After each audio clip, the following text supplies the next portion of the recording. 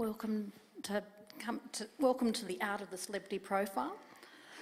I've been looking very forward to tonight, partly because the articles that we're going to be discussing are so fantastic. So if you haven't had a chance to read them, I would commend them to you. So the four pieces we're going to be talking about tonight are Dwayne Johnson for President by Katie Weaver, Frank Sinatra Has a Cold by Gay Talese, Welcome to the Summer of Margot Robbie by Rich Cohen, and On the Road with Julia Gillard by Chloe Hooper. Before we begin, I would like to acknowledge that we're meeting today on the traditional lands of the Kulin Nation, and I pay my respects to their elders, past, present and future. And we have three people who have both thought a lot about celebrity profiles, in some cases been the subject of celebrity profiles, and have written celebrity profiles. To my immediate left is Maxine Beneba-Clark. She's a widely published Australian writer of Afro-Caribbean descent and the author of the poetry collections Gil Scott Heron is on Parole and Nothing He Needs Fixing. Maxine's short fiction, non-fiction and poetry have been published in numerous publications. Her critically acclaimed short fiction collection Foreign Soil won the ABA Award for Literary Fiction Book of the Year 2015, the 2015 Indie Book Award for debut fiction, and Maxine was also named as one of the Sydney Morning Herald's Best Young Novelists for 2015. Her recent collection, her recent book, The Hate Race, has been shortlisted for the Victorian Premier's Literary Award for Non-Fiction, for the Indie Award for Non-Fiction, for the Stella Prize and for the ABA Biography Book of the Year, and shortlisted for the New South Wales Premier's Literary Awards. Oh, in fact, you won. No, more than shortlisted. And she's also had a children's picture book published, The Patchwork Bike, which I haven't actually looked at, but I'm very keen. I was looking at photos of it on social media when it came out and it looked pretty fantastic. Next to Maxine, we have Cameron Adams. He's a music writer working at the Herald Sun newspaper in Melbourne. He spends his days coaxing musicians to say more than just, I make music for myself. If anyone else likes it, that's a bonus. His work is published nationally in newspapers and online, and he never reads the comments, which I think is very wise. I never read the comments either. Mel Campbell, to my far left, is a freelance journalist and critic who co-hosts the fortnightly literature and culture podcast, The Rereaders, which I would commend to you. She's a columnist on writing at Auslan magazine, a lecturer in Monash University's Master of Communications program, a writer on film, television and media at Junkie, The Big Issue, Crikey, Metro, The Guardian and more. Her first book was the non-fiction investigation Out of Shape, debunking myths about fashion and fit. And she's the co-author of the romantic comedy novel The Hot Guy, which has come out recently. I have been totally addicted to Mel Campbell's recaps of Game of Thrones, and one of my sadness about that ending recently was that I used to sort of, the day after it was I would just sort of sit there refreshing the Facebook page until you finally told us that they were up. Okay, now I actually want to start with Mel, partly because I know that Mel has taught, or correct me if you've taught the subject of the celebrity profile, and two of the pieces we're talking about, the one on Dwayne Johnson and the piece on Frank Sinatra, are pieces you'd actually been talking about on Facebook, which is why I went and read them. And am I right in thinking the Gay Talese pieces, which was published originally in 1965, was sort of considered to be one of the first really significant celebrity profiles, or is that? Yeah, I mean, and it's also held up as being one of the greatest examples of creative non-fiction, just generally, and being, a key example of the new journalism of the 60s, which was also being pioneered by other people like Hunter S. Thompson and Tom Wolfe, of course, but specifically in the magazine profile sphere, this was a really key piece. And the main thing about it is that Gay Talese was not granted access to Frank Sinatra at all, who at this stage of his career, he was like about 50, I think, and he was surrounded by this entourage. Yeah, there's a detail about arthritic hands at some point, which makes him sound quite decrepit. So this was sort of at the Sands Las Vegas kind of time in his life when he was sort of feeling a little bit worried about if the voice, the thing that made him Frank Sinatra, or as I think Talese says, Frank Sinatra with a cold is like Picasso with no paints, you know, that whole thing. But this was a crucial moment because he was recording some kind of TV special and he had a cold. What if his voice vanished? What if he couldn't be Frank Sinatra on command? And of course, there are these moments with his hangers-on, which I think are much more significant in talking about someone than perhaps sitting down with them, where they get to turn on the charm. And I think that reading the Julia Gillard portrait by Chloe Hooper as well, some of the same techniques seem to be in that, where it's the writer's own projections onto the subject that I think are just as interesting. And Joan Didion famously does that as well, doesn't she? Yeah, I mean, my views on Joan Didion are not kind ones. I don't like her. I don't like her outlook. I think that she puts an aesthetic spin on politics. She doesn't like things because they're ugly, and not necessarily because she disagrees with them. I'm thinking in particular about that essay of hers where she hung out with the hippies at Berkeley, and they seem to offend her on more of an aesthetic level, I think, than a political level. Yeah, I want to talk actually more extensively about the personality of the person writing the profile and how that impacts on a piece, but maybe we'll come back to that. And Cameron, I just wanted to start off with a sort of a general question, but one that I'm hoping will open up various points of discussion, and that is, what is the hardest, you don't have to name names, but could you sort of characterise a very difficult, either in a general way, what makes a profile really difficult, or indeed you can just tell us the goss on one particularly appalling profile you've had to write. Increasingly, there's this world of publicists who are trying to stop you doing stuff. So you'll often say, yes, I'll do this interview, and then as it gets close to the date, sometimes they'll call you in the way there and say, oh, you can't ask this, or this, or there's a thing you have to sign saying you won't ask questions. So the singer Katy Perry is one of these people who has a list of things you have to say, yes, you won't ask that before you're granted access to her. What kind of things? So she just got famous. She was in Australia, and I don't know if you know, but her real name is Kate Hudson. She changed that to Katy Perry. So there was an Australian fashion designer called Katy Perry who had a website, katyperry.com, and so she had sued Katy Perry, the singer, saying, I want to use my name, and so it became an issue a few months before she came here. And anyway, I interviewed her somewhere in the city, and she was really nice, friendly, 10 minutes, like chat, really nice. And then I thought, I can ask this question, and you guys would know, you always leave the hard questions to the end in case it goes horribly wrong. At least you've got something on tape. So I thought, this is okay. And then as soon as I asked her, it was just death glare. And she said, you can't ask me that. And I'm like, I can. Like, is there resolution? And she's like, no, I'm not going to answer that question. And then there was something else at the time that she didn't want to be asked about, and I asked that as well. And that was the end of the interview. And then 2 years later, I think, she had another record, and she came here, and she had married Russell Brand, I think, at this stage. She had a record that was the whole narrative was, this is my personal record, it's about a breakup, and the guy before Russell Brand. So anyway, it seemed to be going okay, and then I asked her a couple of questions about lyrics. She didn't like that. I was like, well, you wrote them. You should want to talk about them. I don't talk about them, okay?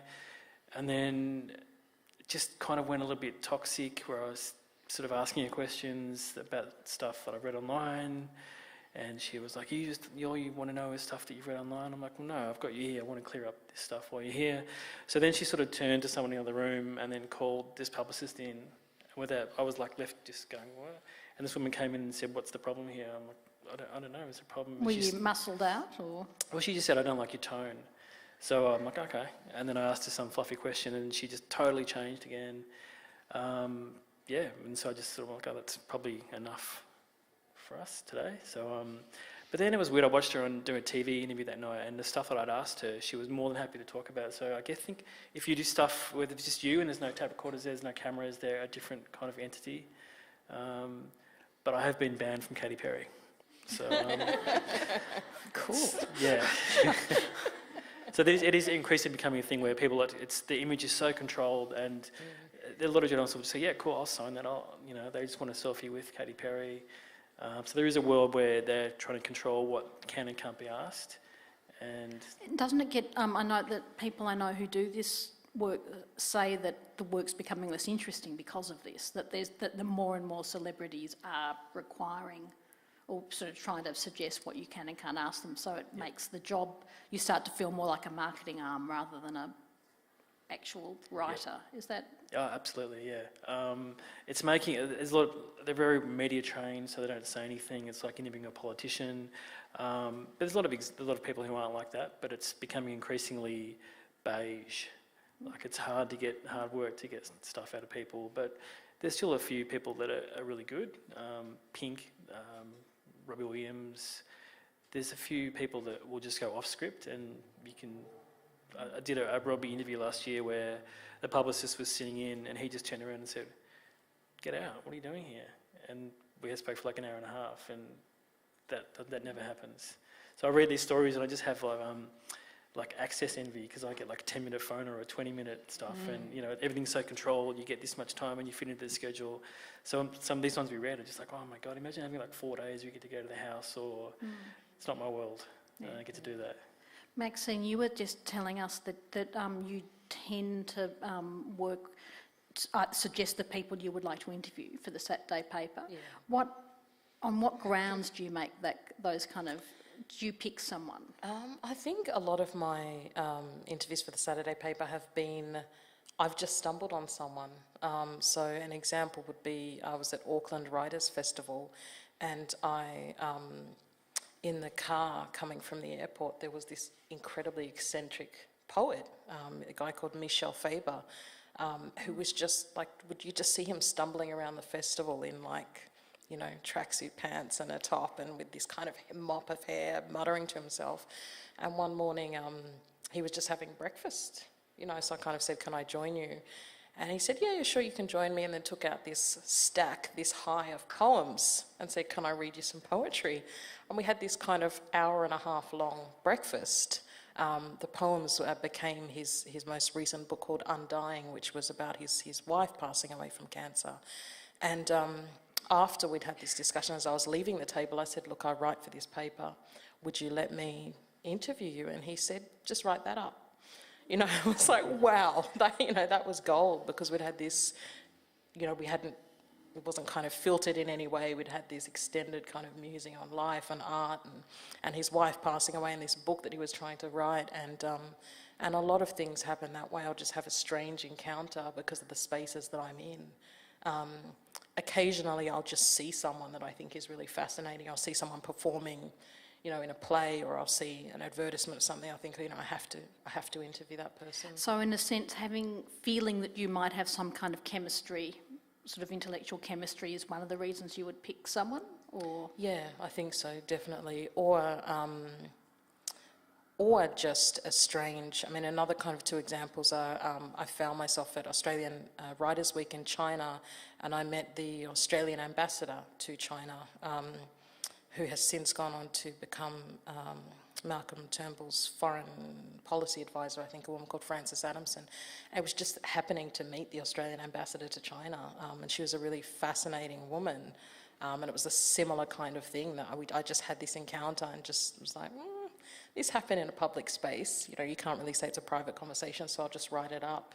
And I had a really interesting thing happen to me earlier this year at Adelaide Writers' Festival. This woman came up to the signing table, an elderly woman, and I thought, I recognise you, but I'm sure I've never met you. And she got me to sign this book, and she said, oh, I'm Frances Adamson's mother.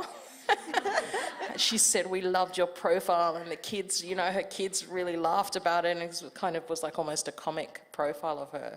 So that was kind of this weird, just, feedback from her mum, the ambassador's elderly mother. I wanted to ask people everyone what they think makes a really good profile, and before I did that, I was going to sort of say briefly what I really appreciated about 3 of the 4 articles.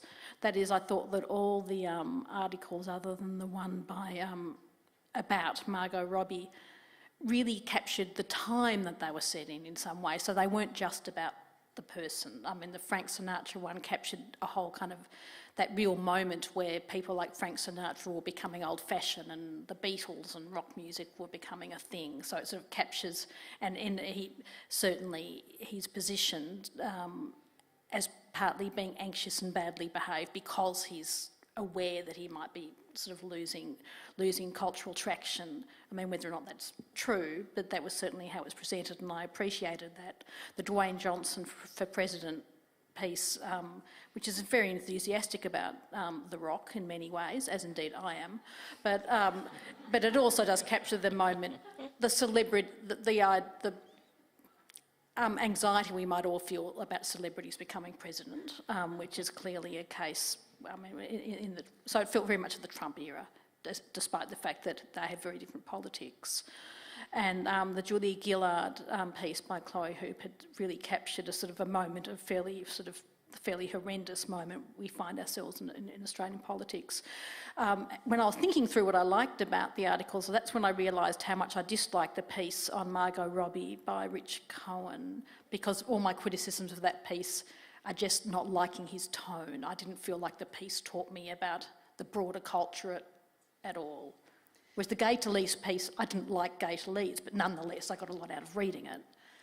Sorry, I've just I agree with my own you question, about the Rich Cohen piece. What really annoyed me, I suppose, as an Australian was the fatuous certainty about what Australia is like and how Margot Robbie is somehow an avatar of Australia, which is... Actually, I should have just said, for those who haven't read it, he sort of talks about Margot Robbie, not only is he obsessed about her physical beauty, but he also talks about her representing carefree Australia, which is like America was in the 1950s, where all this skipping around at the beach. It's a kind of, and he almost writes, as tritely as I represented his writing. Of course, he meant it to be comic, I think. Yeah, there's an arch quality to it, isn't there? But I wonder how it would have come across to non-Australians, but maybe it's just because I am an Australian that I think we've got this sad, pathetic cultural cringe thing of wanting to come across so well on the global stage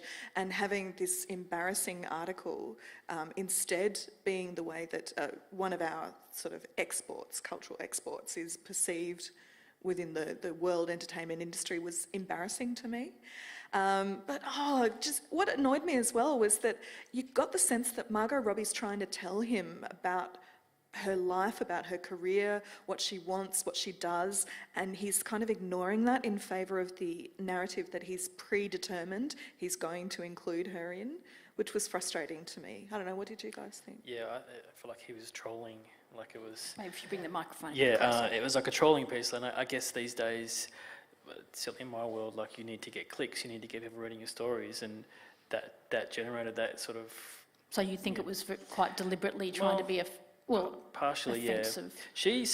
She was giving really good answers, so you kind of wonder what it was like for her, because he was obviously being really nice to her or getting good stuff out of her. Afterwards, she said she became quite nervous about the interview because he'd been so weird during the interview. So you don't quite know from reading the article what it was like to be... Well, there was this weird disjunct where he actually reported her as saying things that completely contradicted, when she says, well, yes, I had kangaroos on my property, but that's not normal. It's not an ordinary thing.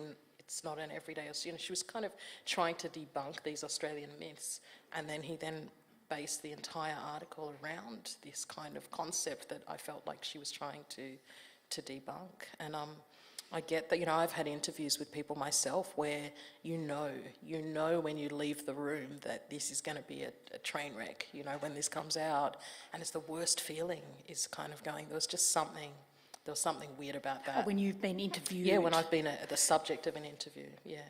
What alerts you to the train wreck? Just straight... Other than just people being absolutely, totally offensive to you for... I think that the art of listening, that interviewing is like this exchange where the conversation goes, in a way it can't be predetermined. You do your research, but it's an exchange between the interviewer and the interviewee.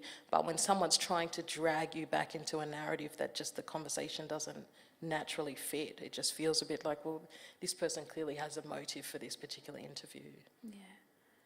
Cameron, when you have I mean, how many celebrities, by and large, do you have to interview a week, and how much do you find that you do have to some extent some idea of what you want to get out of them, because you know that you have to produce copy for a paper in a kind of really regularly? Be like, I don't know, 5 a week or so, I guess. But there, like Maxine said, it's always different. So, for instance, with that name dropping, I interviewed Gene Simmons from Kiss, the rock band. Yeah, who is a revolting human being. But you go into that knowing, like, some of the stuff he said to me, I've interviewed him a bunch of times face to face, and it's just like, ugh. But he's now married, so he's stopped talking about the number of women he's slept with, which is, mercifully, that's good. But he's a weird unit because he's promoting this box set which you pay $5,000 American and he'll deliver it to you in person, or you pay $50,000 American and he'll come to your house for 2 hours.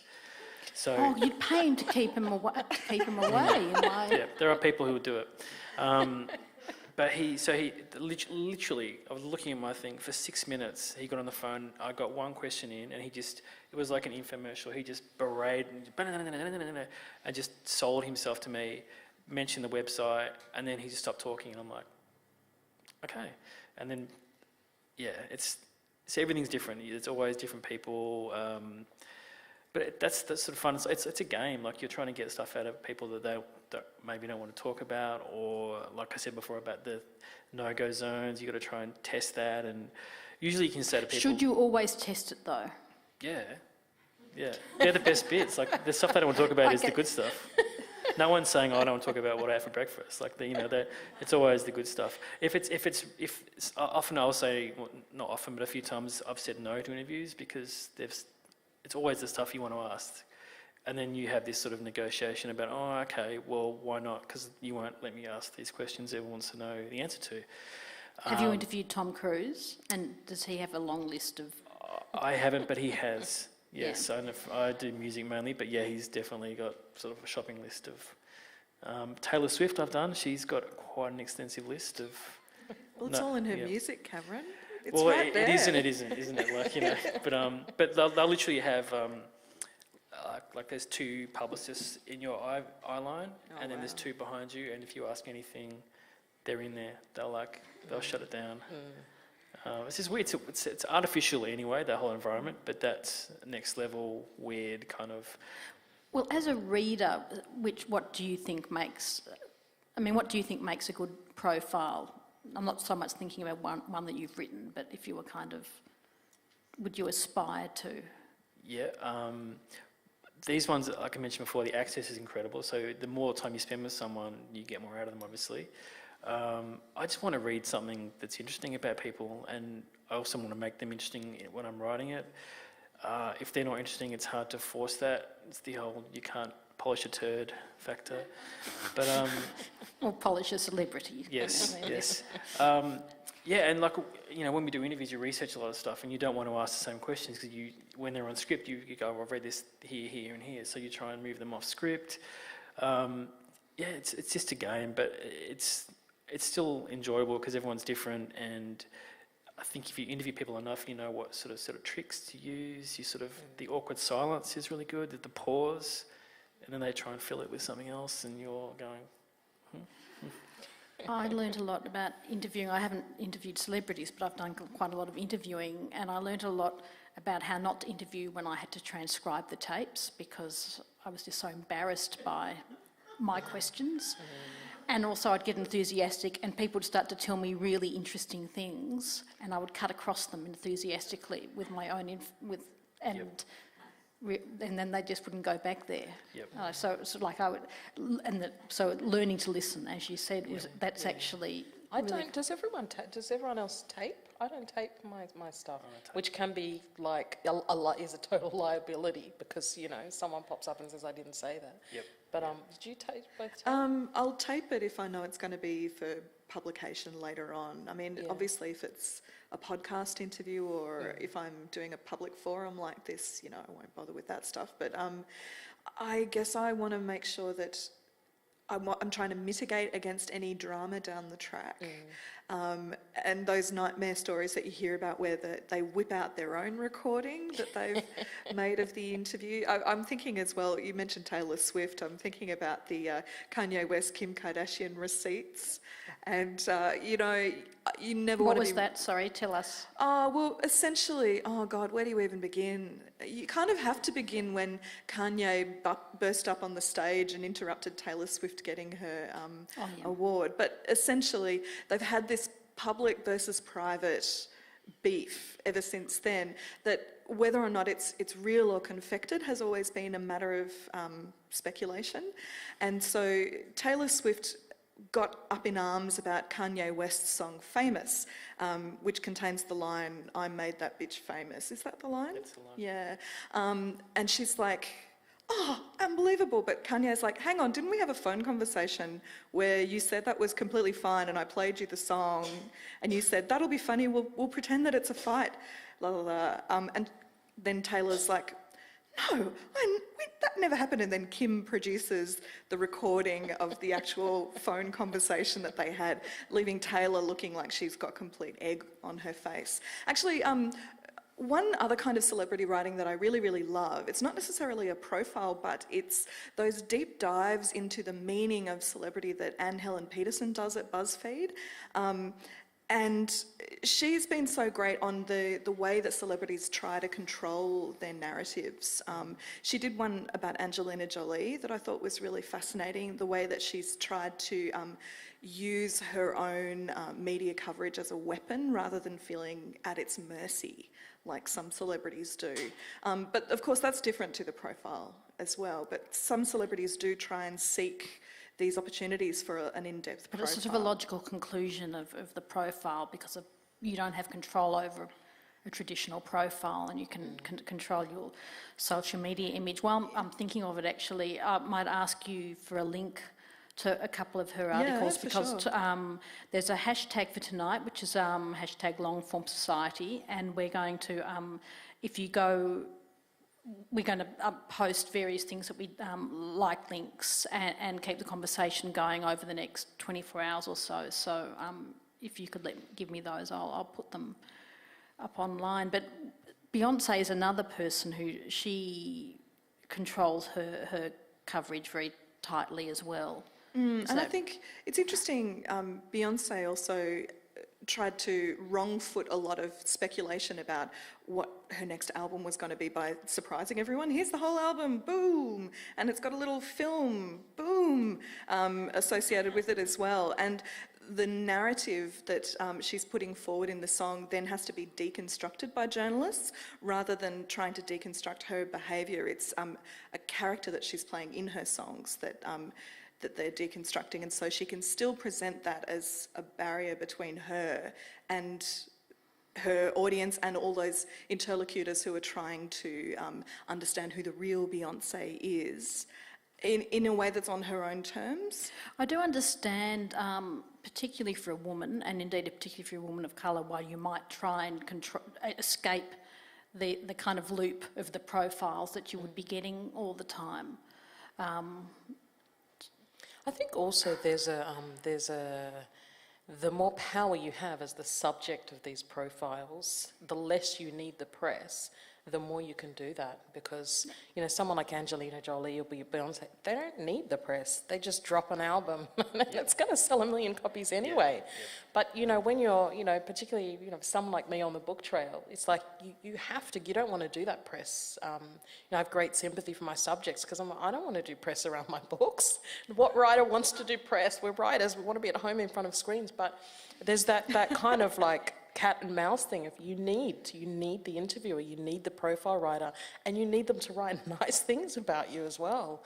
And so I think this is fascinating when celebrities get as big as Beyonce and Taylor Swift, and they're able to just completely control things by going, there's my whole album, you won't see me for 6 months. You know, and meanwhile there's a frenzy while people, you know, deconstruct it, as you said, and you know, it's quite clever. I hope to be at that level one day. Beyonce doesn't do interviews anymore, like she's stopped. I think Taylor Swift's getting to that point now because you don't need to. Everyone does it for you. Maybe the old Taylor Swift did interviews. She's dead. Yeah. But film movie stars are contractually obliged to do it for a movie. It's part of the contract. They've got to do X number of interviews. Musicians not so much. They do it more of an ego thing or a, I want to be on. They secretly love being on the cover of magazines or doing that kind of stuff and talking about your favourite subject. Really, they're just talking about themselves. So it's not hard to sit there and just ask them about your record. And I guess they usually write it as opposed to an actor who's usually acting, saying up people's words. So it's a different world. But yeah. I did it. Oh, sorry, Maxine. One of the most interesting things, probably won't be interesting for you, but for me it was one of the profiles I was asked to do was a profile of Hugh Jackman, and it was part of a media junket for a film. As you said, they contractually have to do these. So it was like, and I'd never been to one before because I just like, here's a poet, I'll write about them, and here's, and so it was this, you had to see the movie beforehand. So they had like a press showing. You've got to go in there, and you can't get access to them until they've ticked your name up. You've watched the movie, and then we was on the Polly Woodside, was promoting Pan, that, so it's on the Polly Woodside ship, and it was like they said, you've got 9 minutes, and it was back to back all day. He's going to be here from 6 in the morning till 6, and you get your 9 minutes at this particular time. And, they rang me an hour before and said, can you get here in 10 minutes? And I said, no, my interview's not for an hour. I said, oh, things have changed, can you get here? And so I got there as soon as I could and then was waiting for about 3 hours. I got in there and they had, a chair here, a chair there. They said, you've got to stay three metres away from him. We'll film you doing the interview, but they'll be on separate cameras and we'll give you the footage separately, so you'll never be in the same frame. There was a woman standing behind his head. You'll never be in the same frame. Yeah. There was a woman counting down the minutes, going like 9, 8, 7. It was like I'd never experienced anything like that. And so what I did was I wrote about the process.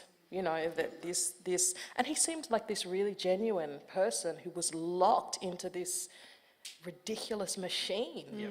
And so I kind of wrote an article about this ridiculous, my 9 minutes with Hugh Jackman. And then realised after, I said, why don't we know about this? Why don't we know as the reader that these are the confines of the interview? And I think I was lucky in that because I'm not a celebrity interviewer, I had no concerns about what if that production company doesn't give me access? Yeah. What if I lose my job? I was just able to write about it. How much does that happen, the kind of removal of access if you don't play by the rules? Oh yeah, it's a thing. And a lot of it, like Hugh Jackman was manager will manage 5 other celebrities. So if you piss off his manager, then you don't get those celebrities. It's more of a film thing, but like it's the same with music as well. Like if you piss someone off, they're not going to talk to you again. If they read something they don't like that you've written, that's it. So it's a judgment call. But if they're an asshole, then do you want to speak to them again? So I even found that there was some of this with travel writing when I wrote an article about going on a trek. In fact, the trek where I was referring to having been on a trek with a journalist, and I talked about the fact that it was a very difficult trek. I actually loved the trek, but they called up and complained because they said I'd made it sound too hard. Well, it was 4,000 metres, and like people could die on this thing, and I didn't think it was wrong to. Anyway, I ended up, and I said, well, can I, I'll see you. I'll do the Tasmanian one next. And when they said, oh, you're sure you're up to it? At which point I told them, I won't say what I said to them, and I just stopped doing. I got very agitated. I think it's a problem in a sense that I cared. That I think you probably need to have a thick skin and just be able to say, Yep. Because we were talking about the writer Mark Dappen before, and he's who has done quite a few celebrity profiles, and he certainly has been yelled at by all kinds of people and just keeps bowling up and offending people. Do you have a thick skin, Cameron? Yeah. But if you change stuff, like especially in the internet age, like people will go, can you change that word? No, because you said it and I've got it on tape. Or I think when, especially maybe people starting out in their first record or whatever, because you've got a little tape recorder there and there's not TV cameras, it's conversation, which is what you want, but sometimes they may say something that they're just not comfortable with afterwards when they see it in print or on the screen. and then they'll say, look, can you change that? Well, no, not really, because you said it. You should have said it at the time. I don't want to say that. I'm not taking something you actually said that. So sorry if it looks bad. Have any of you had sort of either legal letters or threats of legal letters as a result of any of the interviews you've done that have been published? No. Yes. Surprisingly not, and I've done some shocking, I did one of Barack Obama that was just completely fake. I But signed was it up obvious that it was fake? right at the end. End. But I signed up to receive, when he first was going for presidential nomination, I signed up to receive these, Democratic Party emails or whatever. But these emails were personally tailored. So you get these emails saying, "Hi Maxine, I'm just waiting backstage to go out and give my speech and I'm thinking of you." And so I had years worth of these emails and constructed this portrait, kind of faking that I had this email, this fantasy. Yeah, it was like fan fiction. And then at the end I said, of course these emails are, but I got so many people, saying to me, "Oh my gosh, I can't believe you got emails from Barack Obama." I said, "Yeah, me and 23 billion other people, But yeah, I did think, it's public information that everyone has, but the way that I constructed it made it seem as if it was, it was real. So. And have you ended up in court as a result of? Not in court, no. It's just, I can't even say who it was, but it's a very famous singer, Australian singer, who said something about another Australian singer, which looked, when she said it, I'm like, oh, this is amazing, this is gold, because it was horrible things. And wrote it, and then her manager called me and said, that she didn't say that. I'm like, well, she did, I've got it on tape. And the other woman involved somehow got my number and called me, and she goes, "I can't believe this woman would say that about me." And I said, "Hang on, I'll play the tape," and played it over the phone, and she just said, "It's actually even worse when you hear the tone when the person's saying it as opposed to writing it down." So it went away because I taped it, so thank God. That's reminding me a bit of the, who was the figure in the White House? I've gone totally blank, who called up a journalist and started... that was the Mooch. The Mooch, yeah. And then was shocked that the whole thing was taped, and despite kind of... It was the high point of his career. It was pretty extraordinary. It was pretty fabulous. I actually wanted to ask you all what you thought about these sort of longer pieces where the personality of the person doing the profile is a big part of it. How do you feel about the kind of insertion of self into the piece? Maxine, you do it, but you do it in a fairly relaxed way, whereas some of the sort of a low-key way, whereas some of the people in this piece, Katie Weaver, her piece is very charming, but she becomes she's a sort of a character, a kind of like a sidekick, and Rich Cohen we've talked about.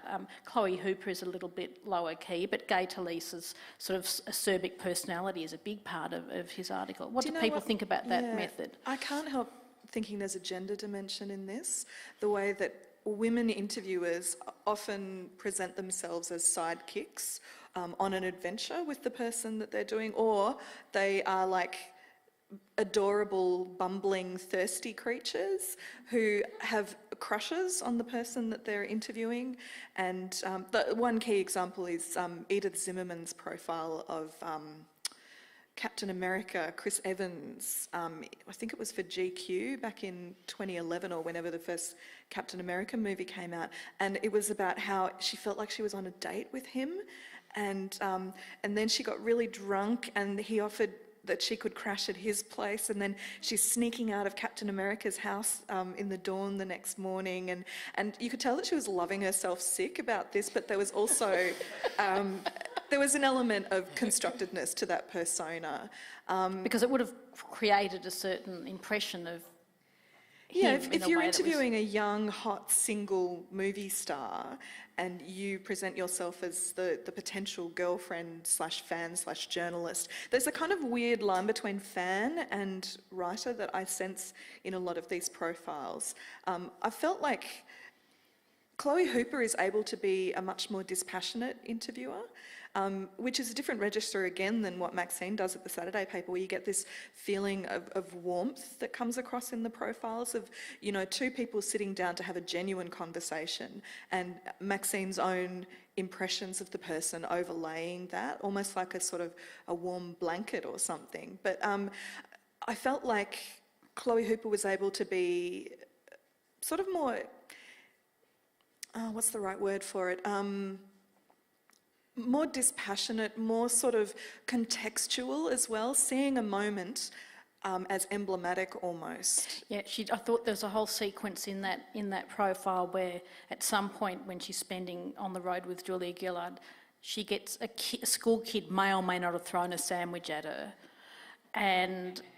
but then the media runs with that for days, so that any kind of work she tries to do gets kind of lost, and she just keeps trying to not make that the story and says it's not a big deal and I'm not upset about it.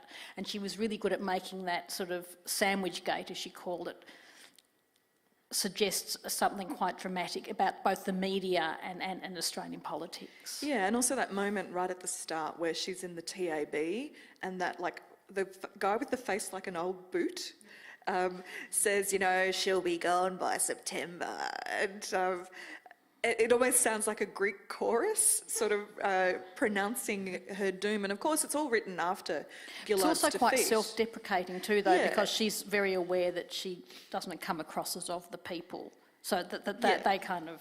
But there's a sense of dramatic irony to that piece, because she's recalling incidents that happened months before she's actually sitting down to write the article. And so she herself comes across as almost, you know, being able to predict the way that events will go, and having a sort of a role as Greek chorus, as observer of what these things mean, rather than necessarily just reporting them. I mean, there was another nice moment where she characterises Julia Gillard as being like a high school prefect, which I really liked that image, because it gives you an understanding of how well Gillard meant in her role, but how officious she must have seemed to everyone around her, bossy and unliked, and being that person who was in a position of power, but nonetheless was not liked by those around her, in the way that a prefect is often seen as, you know, a goody two-shoes character.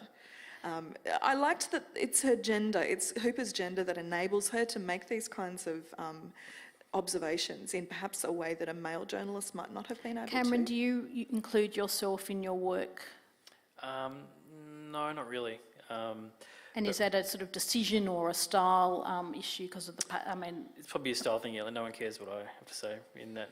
No, so. but specifically, does the Herald Sun say we don't want? You know, do they kind of? Yeah, it's more like, hey, I want to read about Tom Cruise's movie, not that kind of thing. Unless someone went, it was a total car wreck, and you could then explain why it was a car wreck.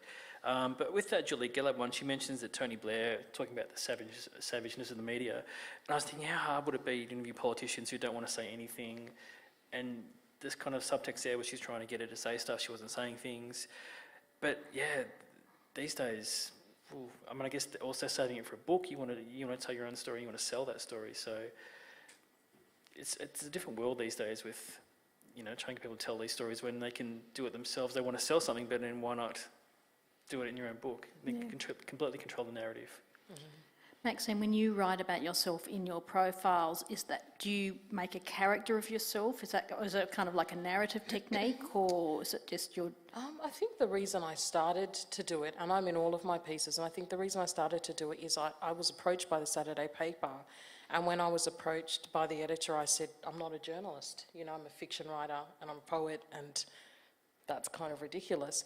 And he said, look, I want fiction writers to write this section, and I want it to be not a profile but a portrait, so it can be subjective, it can be like, if you're an artist and you paint a picture in a particular style. And that was what fascinated me. And I think I also do it because there is a power balance in being a relatively young black woman who is sent in, who's talking about the Australian ambassador to China, or who's doing a profile of Tony Abbott, which I've done, and I just think it's easier for me to include myself. Did you interview Abbott, or you just... Sorry? Did you just Did you interview Abbott? No, that was from an encounter, an ambush, I'll say. that Oh we yes, had. the Prime Minister. I remember reading about that at the time. Yeah.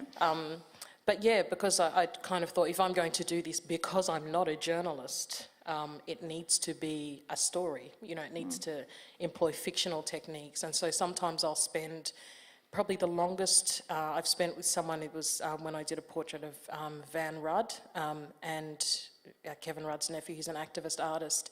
And I spent probably 3 weeks on and off with him and his family. And I do things like I did a portrait of Santa Claus that, you know, I had my kid that day who was then 3.5. So I took her along with me for part of the portrait. So she's actually in that portrait. You know, we went up to David Jones and I got kicked out by security, but that's another story that's, you know, in the portrait. But so, you know, I do these things where, you know, I might take my kids because I feel like that person's going to open up because there's a kid there, or we might do it at a particular place, or and I think it's part of, because I'm a fiction writer, I want to tell a story as opposed to just kind of this is what this person One does. of the questions I was going to ask, but in a way you've started to answer it, I think, is I had wondered whether people, to get to the issue of gender, whether people thought the gonzo journalism approach, which one, has it dated, but two, is it a very macho kind of style? But in fact, your approach, that's a kind of gonzo journalist approach you're working with, really, isn't it? Yeah, just definitely. And I think I don't want to pretend to be objective. Like, I have no interest in making people seem nice that I don't like, or in making people seem interesting that are boring.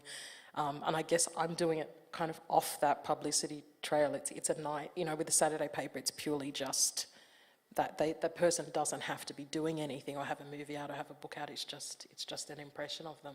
And so I guess I'm lucky in that sense. If I was writing for another publication, I'd probably have to put a lot more thought into being more objective. And a sort of a last question, it kind of relates to, I'm going to ask one question, and so if people could think about their own questions, that would be great. It's kind of an ethical question. It's, what do you do if you interview someone and you like them, but you need to be really critical of them, or what should you do if that's not a situation you've been in? So say a politician who you, Annabel Crabb has been very criticised because she has created kind of portraits, television portraits of politicians that people think she should have been harder on, and she gets a lot of flack for that. I mean, how much should that kind of critical side of your brain be a part of a profile, or how much do you think you should just leave it to the audience to kind of, or the reader to, you know, pick up on those kind of things? Or how do you deal with those things? Oh, well, I'm glad you mentioned Annabel Crabb, because I find the kind of fuzzy work that she does abominable. I just don't think that politicians should be humanised.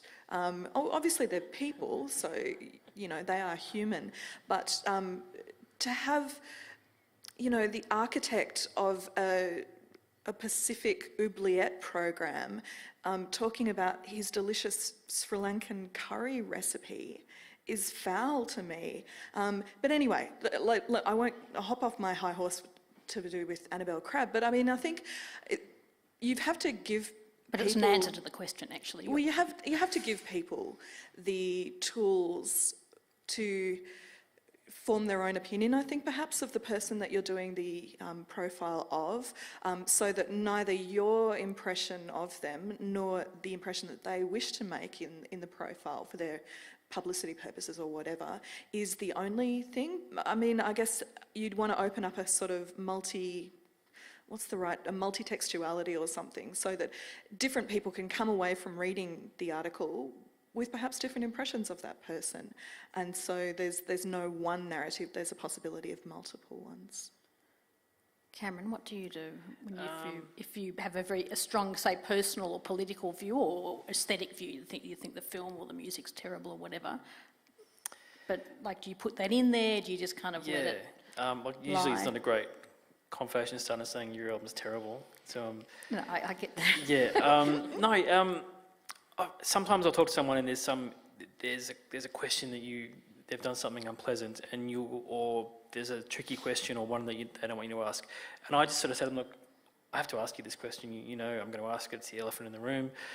Let's work out a way. What are you comfortable saying? And they'll say nothing, and you kind of like massage them a bit.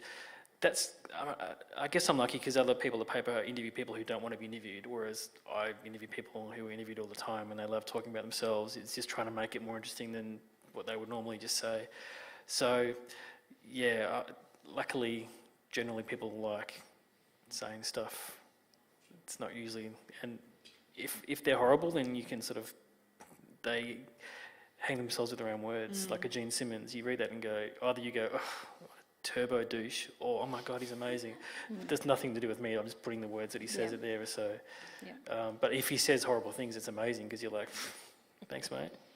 Maxine, you clearly have a bit more leeway to kind of be explicit about your views on these things. Yeah, or but I not. think a lot of the time it's a game, you know, like in the Dwayne Johnson piece that's in the readings, you know, she's a bit of a fangirl, you know, but she keeps kind of joking about how I'm his best friend now because everybody's his best friend, and he's so, you know, she lauds the fact that he's so positive, but then there's this kind of undercurrent of, is this guy for real? There is an undercurrent, You know, I thought, in that was really clever, that as much as you liked him reading that piece, you didn't want him to run for president. Yeah. That felt like a step too far. Yeah. And I was quite impressed by how, I haven't read it.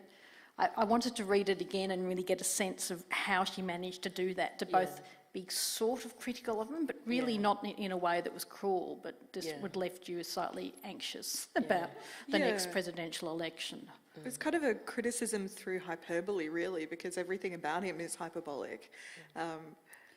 But I found it adorable as well, in that she identifies the thing that everyone loves about The Rock is his ability to feel like he's your best friend, you know, and that's why she feels like she's the best friend, but she can also identify him doing it to other people and identify what it is about him and his background and the way he lives his life that enables him to create that impression. I thought it was just, and it was laugh out loud funny at different points. It was fantastic, and he does have that quality, and to actually have that captured on the page was kind of fantastic. It's all part of the act though, like he just turned the charm on, so... But you got the impression he just never turns it off. He didn't seem to be fake, though. No, I should probably give people a chance to ask questions. We've only haven't got that long to go. Are there any questions? I can't see, so someone will have to come to you with a microphone. Oh, great. Hey, sorry, I'm just checking the level. Hey. So my question is mostly directed at Maxine. So my name's Antu. I'm a person of colour and all that stuff. I'm not sure if you can see that from here. So you know, I've always felt like Australia doesn't really have the capacity for the dialogue in talking about race and racism. So, you know, being for someone that's written profiles and being the subject of profiles, like, have you ever like felt? Do you prefer to be written up by a person of colour? And like the second part is there? Do you ever like read?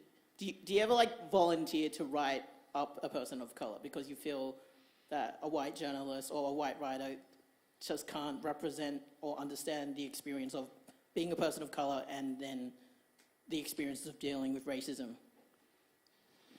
I think the writing about me by people of colour is different because they're coming from a place of lived experiences. The questions are often different. The tone of the interview is often different. Does that always translate to a better write-up? Not always. I'd probably say most of the time it does, but not always. And you know, to answer the second question, yes, there are a lot of people I have written about because I felt like this person needs to be written about. Cornel West, Dr. Cornel West is an African-American scholar, writer, activist. When he came out here, Roxanne Gay, you know, there are kind of people who I think this person is here. I really would like the opportunity to engage with them, and because we're so, you know, our paths have crossed in some way. But yeah, I think it's a really interesting dynamic is what that person's background, and this is a thing that I found interesting with the readings as well, is that we pretend interviewers are neutral, but we're not. You know, we all have baggage and backgrounds that we're bringing to it that feed into the kind of questions we want to ask, the kind of interview we want to write out. And I think when you don't have a diversity of interviewers, you end up with not a diversity of published pieces. You know? Yes, in fact, that was one of the things I was thinking when you asked that question, was even if you would prefer to be interviewed by a person of colour, there wouldn't be that many journalists who are people of colour to interview you. Yeah. I mean, I do have, when my book came out on stage, I had stipulations that I would only be interviewed by a woman of colour.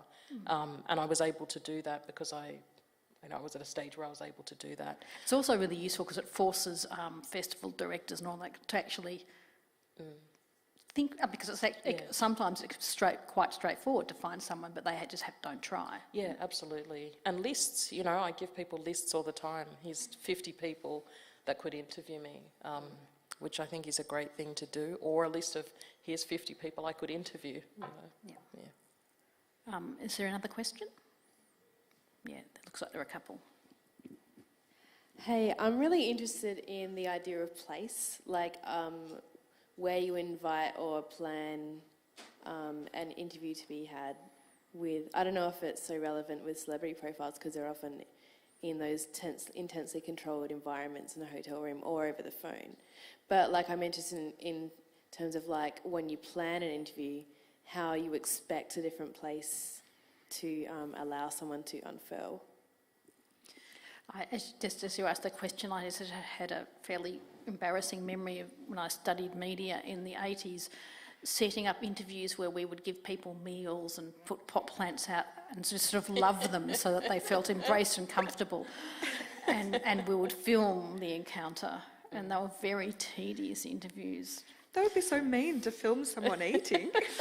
Well, that's part of it. I mean, there are a whole lot of ways, because you actually can, sometimes lack of formality can make people uncomfortable because you actually want clear boundaries between you and... Anyway, well, but it's also such a cliche, you know, she orders the Cobb salad, you know, she only eats a few, she pushes it around her plate, she tucks one elegant leg underneath her as she, you know, twiddles her blonde locks. You know, it's almost a cliche that the hotel room or the hotel restaurant or the lobby bar or those kinds of empty celebrity-filled places that interviews often happen at. But I've also read a number of profiles whose power comes from the fact that it's the celebrity's home ground. You know, you might be in the celebrity's hometown. There was a wonderful one I read with Michael Keaton that was at his ranch in Montana or Wyoming or one of those cowboy states where he goes around town, everyone's like, hey Michael, and you realise that he's some guy who just lives in the, you know, ranch and then comes out every so often to make a film. And that was a very powerful profile because it was so much about his place and where he considers himself to be at home. But then there's also the idea of the celebrity who is disoriented by being out of place.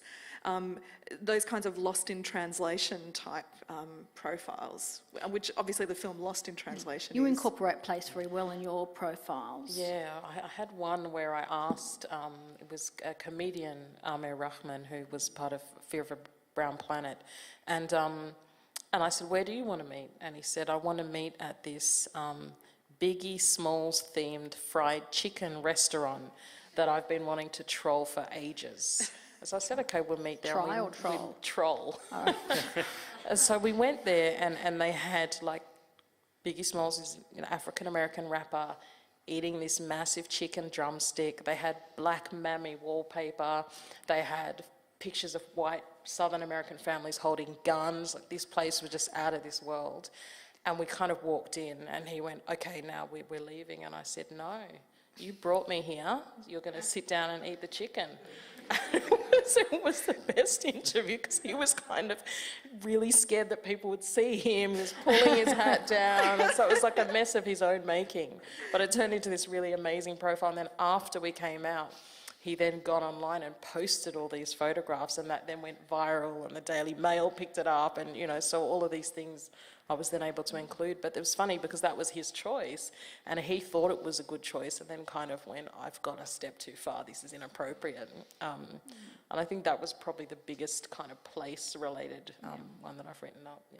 You've had to do more of those mechanistic ones, haven't you, Cameron, where you don't get a choice, you just... Yeah. Unless they want to impress you and take you to their house, when, oh, look at my gold disc on the way to, you know, that kind of thing, but yeah. There's one more question I saw. We'll take that, and then I think we're going to have to finish up, I'm afraid. Thank you for tonight. I have one question. How do you deal with a 10 to 15 minute question, and then if you have a long form feature, how do you manage that? Sorry, if you're being interviewed, how do you... So if you're interviewing someone and, you know, similar to a junket, etc., and you have 10 to 15 minutes and no other opportunity to expand that conversation, how do you manage that and build a story from it? This is my world. So you go in there first, you're like, no small talk, straight away. They're there to do a job. You just straight away, whatever your first question is. And when you do it for a while, you kind of know how long 10 minutes will be. And unless they're monosyllabic, then you can sort of go, okay, I can get the question you want to get, the sort of nicer questions at the front, if it's going to be a problematic interview, but always bad ones at the end. And then try, you know, like sometimes By bad ones, you mean ones that might freak them out? Yep. Yep. Which are the good questions. Yes. It is a pain, and then sometimes you just got to hope that you've got enough to pad out a big interview, or like Maxine said, something you can write about the process. If it's a total train wreck, you can just write what happened. But generally, you can get a lot out in 10 to 15 minutes. It sounds terrible, but you can get what you need out of it. It's when they cut it back to like 7 or 10 or 9, that's the real problem. But it's all about timing and listening and placement of questions. And then if they try and wind you up, just go, one more question, that kind of thing. Usually works. Do you ever do roundtables? No, I've done one or two, but... Because I've got some horror stories, not from my own experience, but fellow film critics who've talked about how someone will waste most of the round table asking, so what do you think of Melbourne? And of course, you want something that only you have, but there's hardly any time to do that when there are, 2 or 3 or 4 other interviewers in the room with you. Bad. I do a lot of photographing, so I'll get there early, or I'll go back, if it's a restaurant or whatever, I'll go back the next day and go, what did I miss? What was sitting behind them? What's going on outside? That kind of thing. And also the research, is there anything that you can knit it together with that's already online, or anything from, often I'll include quotes from their books, or, thinking about what they're wearing. There are some where if they're really boring, I'm barely listening to what they're saying. I'm just writing down that, their hands are weird, or they've got a funny haircut, or, those kind of things that draw your attention, rather than just getting the interview down. If there's something else that you're paying attention to, then that's the thing, Yeah. Okay, thank you so much, Maxine, Cameron and Mel. And I'm sorry that I have to wrap it up, but we're almost 10 minutes over, I think, so I better end it there. Thanks for coming.